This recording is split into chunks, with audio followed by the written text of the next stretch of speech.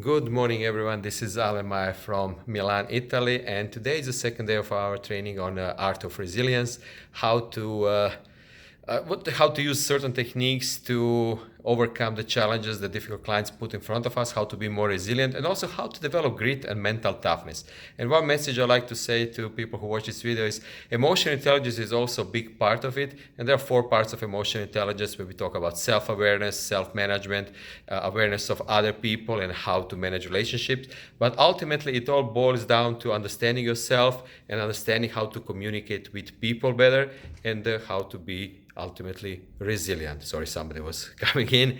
And resilience is all about understanding how to bounce back from difficult situations. It's not about never hearing no, but what you do with that no. So remember, you will always hear no if you're in a sales role, but how to handle it, how to bounce back when you hear no, what to do with that no. It's a powerful thing. So today we'll continue with day 2 with managers from 9 different countries from Europe, Italy, France, Spain, and other countries that came here, managers and executives, to learn how to improve their resilience. Thank you, and hope to see you maybe in the next training. This is Alen from Milan, Italy.